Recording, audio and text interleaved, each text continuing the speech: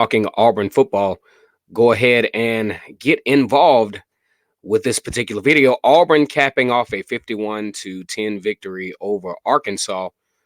Huge victory for the Tigers, who started out a little. Well, actually, they started out pretty fast. Jumped out to a 17-0 beginning, and then the offense kind of sputtered a little bit.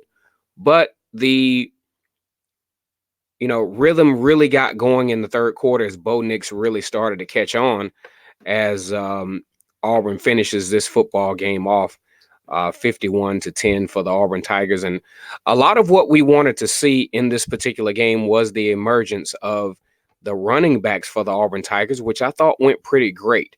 You talk about a situation where you have a 491 total yards for the Tigers, only one turnover. And one thing we talk about when Gus Malzahn is calling plays is just great stuff usually happens. First of all, you score a lot of points. Auburn scored 51 points today.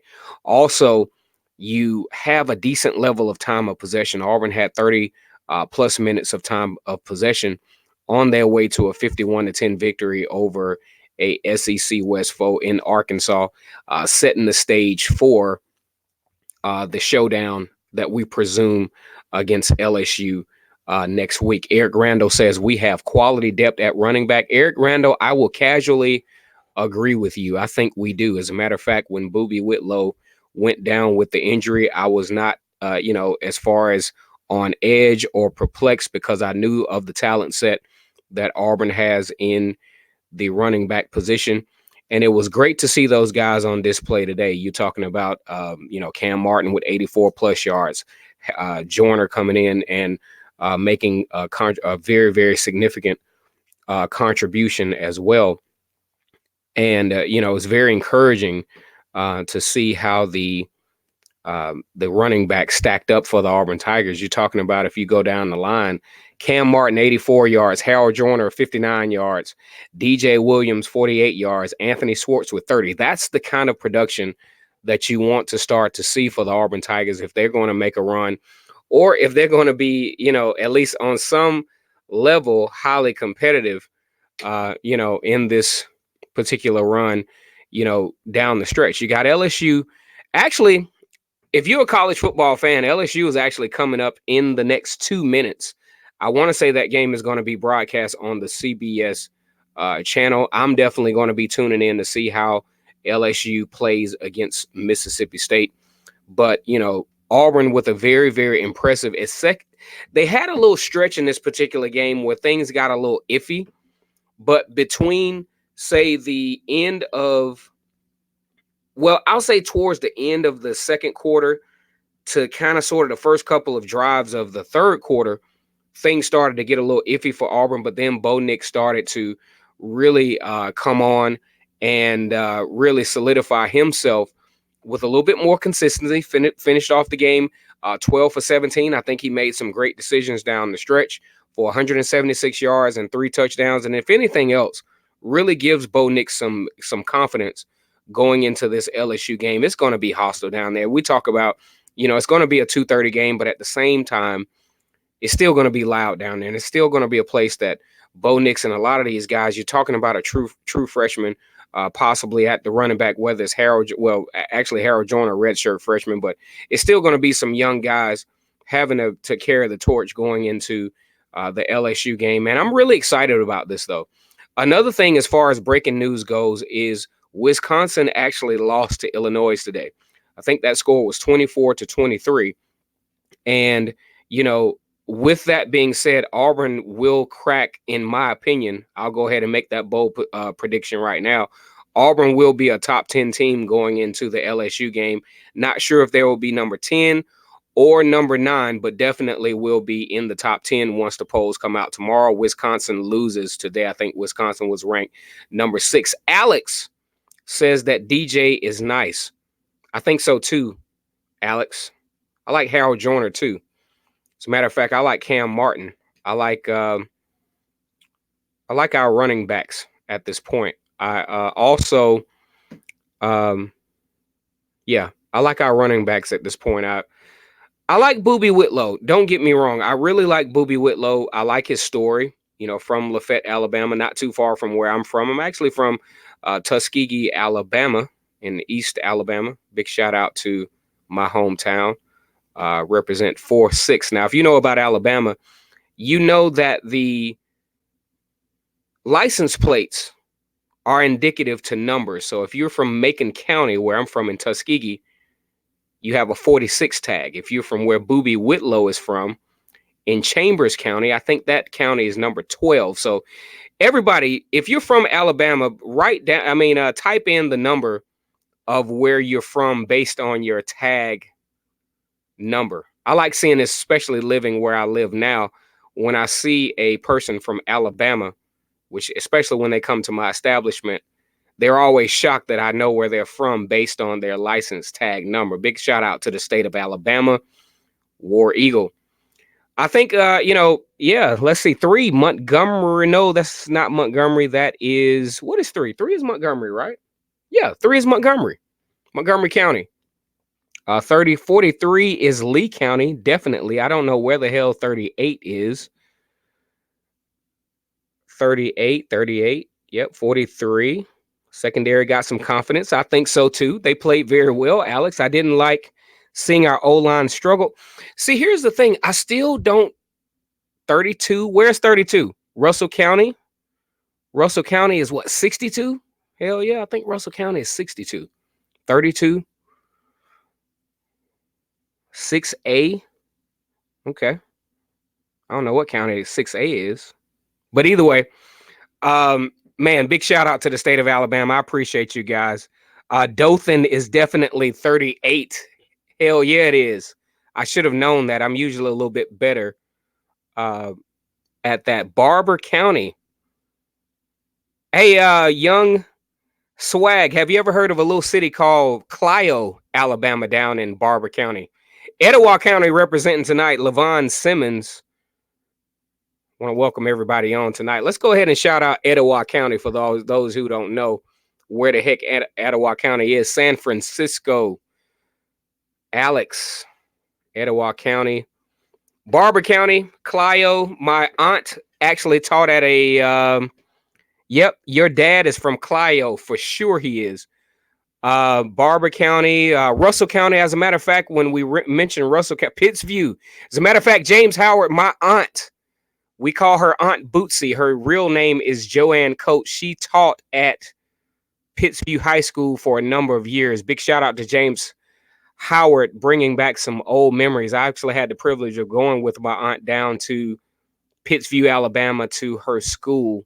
She was such a great teacher down there. Joyner and Williams need to get more involved. I absolutely agree. I think DJ Williams turned out to be just as good as advertised. I thought he, showed some power. He also showed some speed at the point of attack. And very nice to see some very sound running back play from the Auburn Tigers here today. Gus Malzahn did a very good job of distributing the football. Very encouraging going into the LSU game next week. Now, in a few minutes, I think we're about probably already at kickoff. I don't want to interrupt you guys as far as watching that game, because I know I want to watch that game between LSU and Mississippi State. Graduated with Courtney Upshaw. Hell yeah. Joyner and Williams need to get more involved. It's time to make waves next week. I definitely agree. When I grade the offensive line play, Levon Simmons, I'm very empathetic with the offensive line, and I'm going to tell you why. I think the offensive line doesn't get enough praise, of course, when they do well, but they definitely get criticized when things go awry. Now, there were a couple of plays, in my opinion, that Bo Nix just was very, very hesitant on his decision-making, and that's not always on the offensive line. Because if you think about it, in the SEC, you don't have much time to make a decision. You probably got 3 seconds. Maybe if you got a really good offensive line like Alabama and Georgia, you might have 4, but you don't have a lot of time to make a decision. So I think the offensive line held up pretty well. I think they do very well, especially when blocking schemes start to become, really aggressive with the pulling guards and things like that. So I'm going to give, just to be neutral about this, to make sure I'm not biased and not being overly empathetic of the offensive line. I'm gonna give them a B minus in this game because I still think they could have played a little bit more sound, but a B minus in this particular game. Now, ask me the same question next week around 6:30 after that LSU game, and I might give you another answer. Pass protection was solid. I thought so, Alex. Let's go ahead and highlight Alex's comment there. Pass protection was pretty solid. I like big backs. I like them too. All I need is for the backs to, be pretty solid, make maybe 4 or 5 yards of carry, which they did today. I think Auburn did pretty well in that regard. So I thought overall, you know what? I was about to do a real bad disservice because I'm trying to rush off this thing because I do want to catch LSU and Mississippi State, but I cannot leave this microphone without talking about the Auburn defense.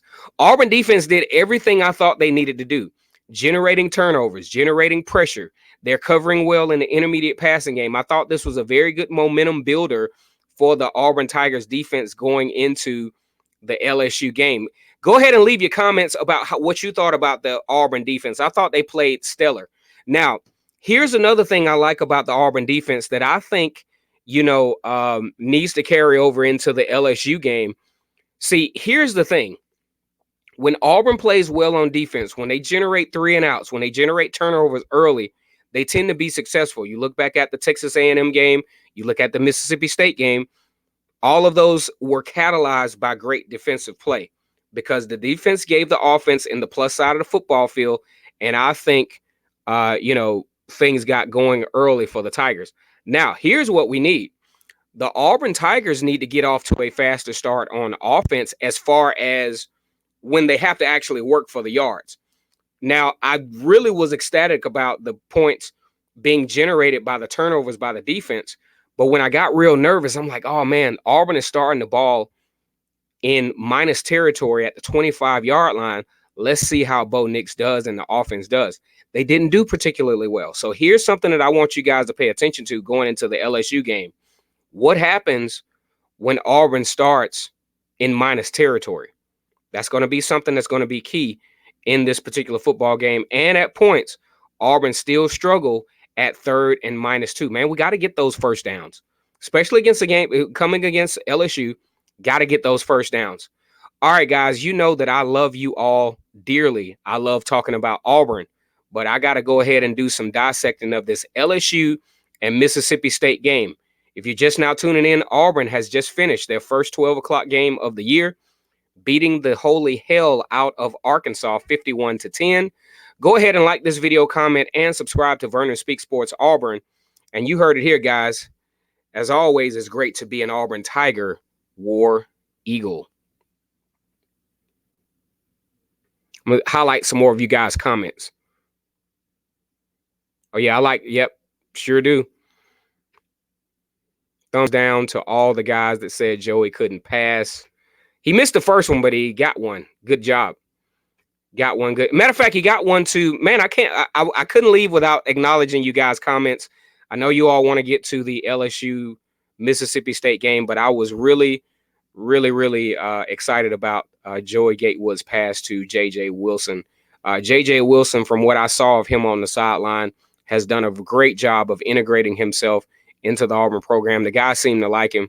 I really like what I see out of J.J. Wilson, and it's just a feel-good thing about this team and their camaraderie. Once again, it's Kennard Vernon Stewart here for the podcast talking Auburn football, and as always, it's great to be an Auburn Tiger, War Eagle.